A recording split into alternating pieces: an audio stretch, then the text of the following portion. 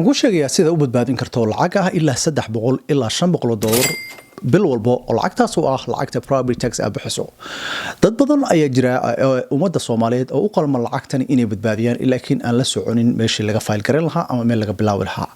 Soo arrintan ayaan ku sharaxayaa walaal soo dhawow magacaygu waxa la yiraahdaa Daahir halka waxaan kaga hadalnaa real estate investment iyo wax loo yaqaan personal development. Waxaan ahay the founder of Sahan Investor waa platform dadka ka bartaan Soomaaliya real estate investment insha Allah nagu soo booqo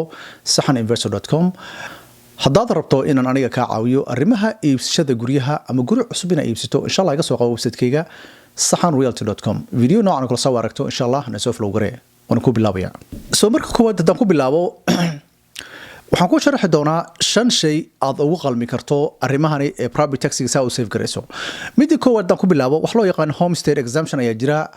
markaad guriga close garanaysay warqad ayaa lagu siiyay county-ga geeni doonto taas ku ogolaan doonto lacagta property tax-iga in lacagta aad bixisay ay ka yaraato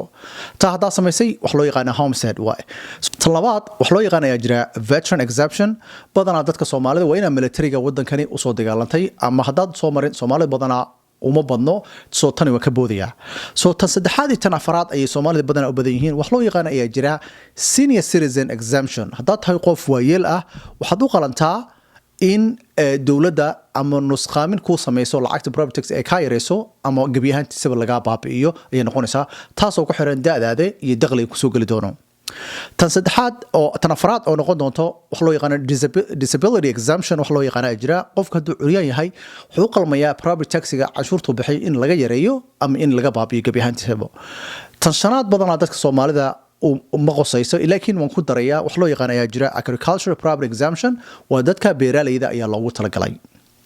soo hadaa rabto arrintani saad u ogaatay meesha ka fil garan lahayd soo waxa ugu fudud aad sameyn karto hadaad Hennepin County degan tahay ama any county degan tahay Dakota County ama Sons County Scott County it doesn't matter meesha degan tahay literally waxa sameynaysaa Google hadaa aad waxa ku type garanaysaa waxaan ka soo qaaday for example Hennepin County Soomaali badan ayaa degan Hennepin County Assessor Office baa ku qoraysaa Google then click siinaysa waa ku soo baxaya meeshaasi taas ku soo saari doono numberkii ku soo bixi doono iyo addresskii